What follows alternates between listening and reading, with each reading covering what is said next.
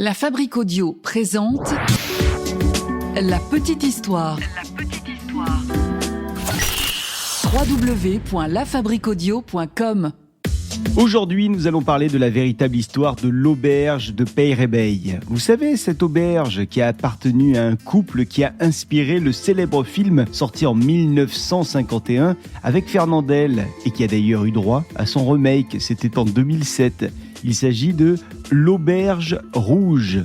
À l'origine de ces films, c'est une véritable affaire criminelle qui date de 1831 et qui met en scène un couple d'aubergistes, Pierre Martin et Marie Bresse, ainsi que leur domestique, Jean Rochette, tous trois accusés de tuer leurs clients qui venaient à l'auberge, et tous trois finiront donc la tête tranchée par la guillotine. Ah ouais, Quelle histoire ça aussi. Salut tout le monde, bienvenue dans un nouvel épisode de La Petite Histoire. Je suis Florent Mounier, j'ai coécrit cette histoire avec Alina de Brocéliande. Vous écoutez La Petite Histoire qui est produite par La Fabrique Audio et qui est mixée, réalisée par Sébastien Girard. Vous nous retrouvez sur le www.lafabriqueaudio.com et puis sur les réseaux sociaux de La Petite Histoire. On est sur Twitter, Insta, Facebook, allez-y, lâchez-nous vos commentaires et on tâche de vous lire très régulièrement. On vous fait même des coucous dans cette petite histoire.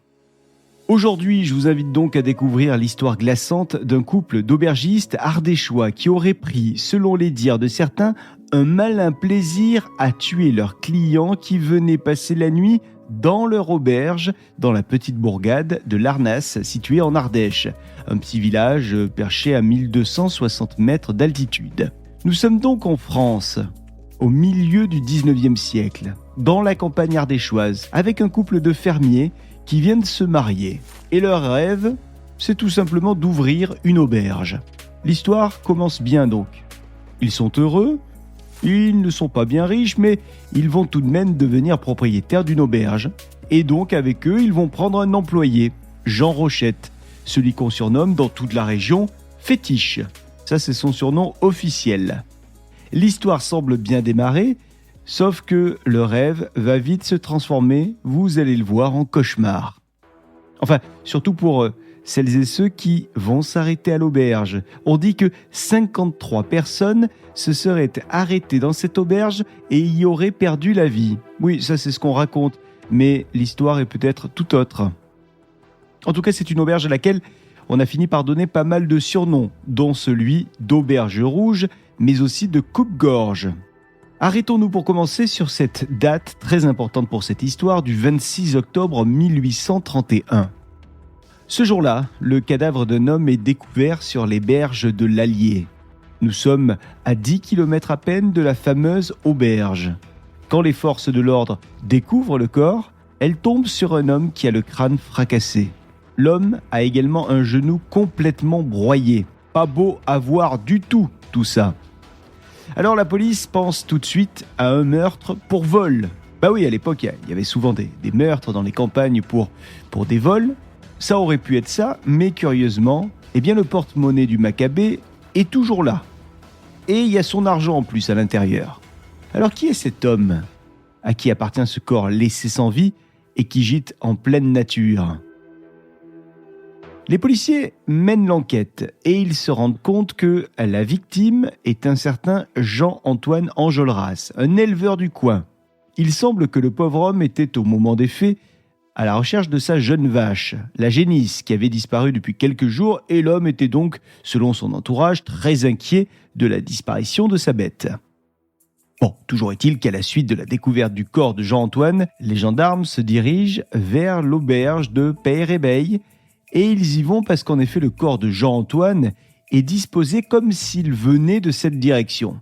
Et certains commencent à dire que les époux Martin auraient logé le paysan dans leur auberge de Peyrebeille juste avant la disparition de ce fameux Jean-Antoine. En fait, le jour où Jean-Antoine cherchait sa vache, ce jour-là, après des heures de marche, Jean-Antoine, fatigué, exténué, se serait arrêté dans cette auberge, histoire de s'y reposer un petit peu. Ça, c'est donc une version. Sauf que le couple Martin nie absolument cette version de l'histoire quand la police vient demander s'ils ont eu comme client un certain Jean-Antoine. Non, pas du tout. On ne l'a jamais vu. Ça, c'est ce que les Martins disent aux policiers. Alors pas de bol pour eux parce qu'ils ont un voisin, les Martins, un certain Claude Pagès, qui lui fait une déclaration totalement opposée. Quelques jours après que les policiers aient rencontré les Martins, ils vont donc à la rencontre de ce voisin qui dit avoir vu quelque chose d'étrange.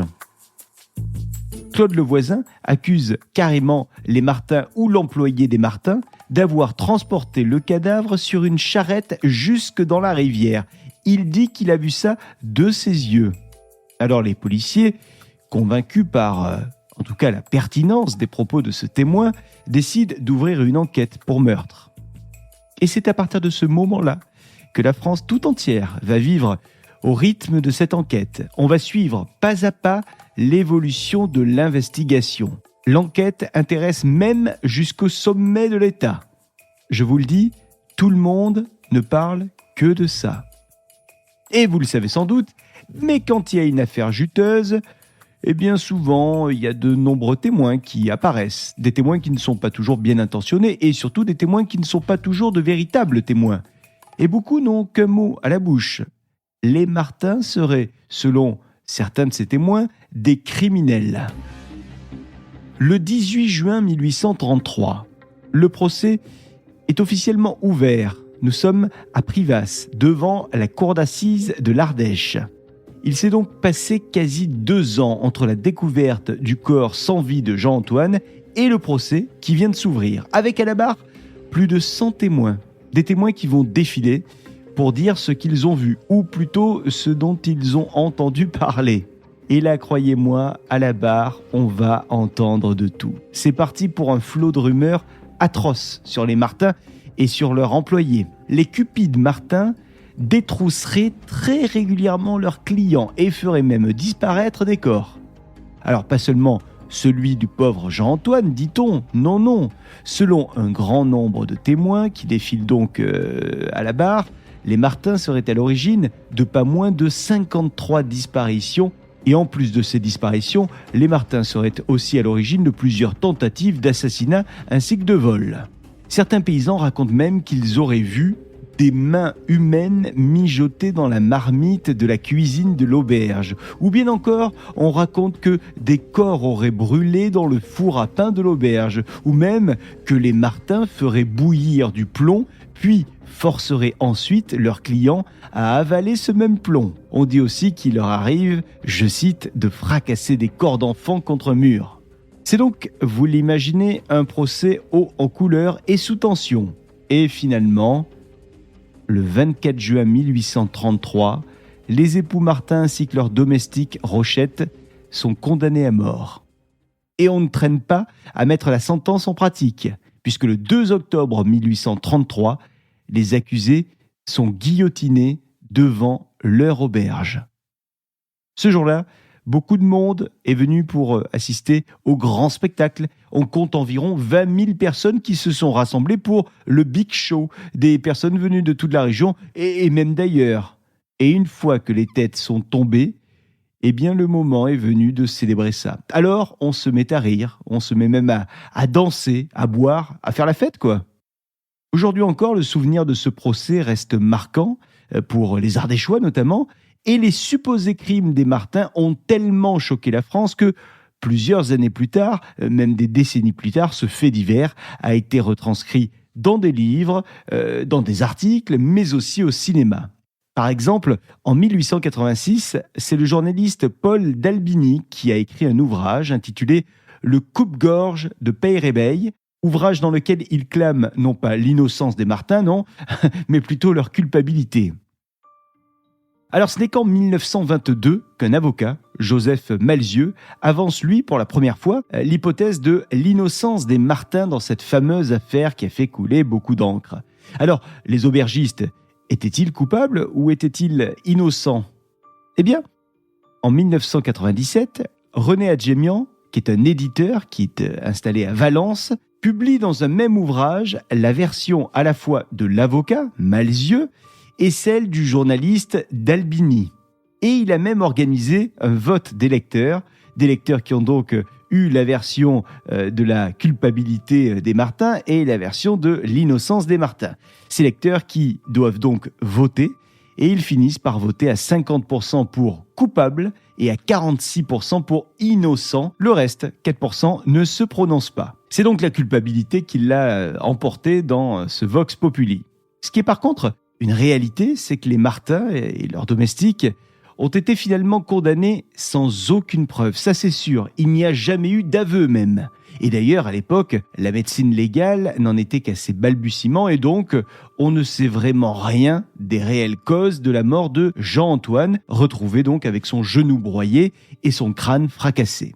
Les enquêteurs n'ont pas été capables, à l'époque, de déterminer ni la date ni la cause du décès. Si bien que beaucoup disent aujourd'hui qu'il s'agit d'une affaire scandaleuse au niveau juridique, avec une justice qui avait été menée par l'opinion publique, au lieu de ne s'intéresser qu'aux faits, rien qu'aux faits. Et certains voient même dans cette affaire, plus qu'une erreur judiciaire, un complot politique. Le couple Martin aurait en fait partie du clan de royalistes. Il faut savoir qu'en Ardèche, depuis 1815, il existait des foyers de royalistes que la justice souhaitait faire arrêter. Et donc ce procès de l'Auberge Rouge aurait permis non seulement l'arrestation, mais aussi l'élimination de membres de ce clan, en l'occurrence l'élimination des Martin.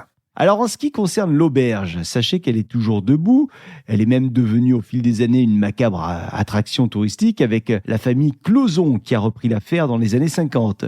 Un hôtel de 8 chambres, une pompe à essence, une salle de restauration d'une centaine de couverts, une boutique de souvenirs avec des petits objets qui sont à la vente et puis surtout le bâtiment authentique de l'Auberge Rouge qui se visite puisque c'est désormais un musée qui est ouvert toute l'année. Et si vous faites cette visite, vous allez croiser peut-être Fétiche, le domestique Jean Rochette, qui se tient en haut de l'escalier, prêt à vous assommer. Alors, l'Auberge Rouge, fait divers sanglant ou sombre erreur judiciaire provoquée par le poids de la rumeur? Ou même, allons plus loin, est-ce que l'Auberge Rouge, cette affaire, était un complot politique? Quoi qu'il en soit, on n'en sait rien. Le mystère reste entier pour cette affaire qui continue tout de même à fasciner aujourd'hui encore. Voilà pour cette petite histoire que j'ai eu le plaisir d'écrire avec Alina de Brocéliande. Merci de l'avoir écoutée. Si cet épisode vous a plu, la seule chose qu'on vous demande, c'est de liker, partager, commenter sur les réseaux sociaux, les plateformes de podcast. Et puis, on essaye de lire vos messages quand c'est possible dans ces épisodes de La Petite Histoire. On vous propose également de vous abonner pour être au courant de chaque sortie d'épisode sur votre plateforme d'écoute de podcast préférée. Et nous, on se retrouve dans une semaine avec une autre petite histoire. Merci à Sébastien Girard qui a mixé et réalisé ce podcast de La Petite Histoire. La Fabrique Audio présente La Petite Histoire. Vous souhaitez devenir sponsor de ce podcast ? Contact @lafabriqueaudio.com. Ah oui, avant de se quitter, je vous rappelle que La Fabrique Audio crée des contenus audio pour les marques, les entreprises, les collectivités. On crée notamment des podcasts, mais aussi des radios d'entreprise. Si vous avez envie d'en savoir plus pour imaginer ensemble un podcast à votre image, contact @lafabriqueaudio.com, la fabrique avec un K.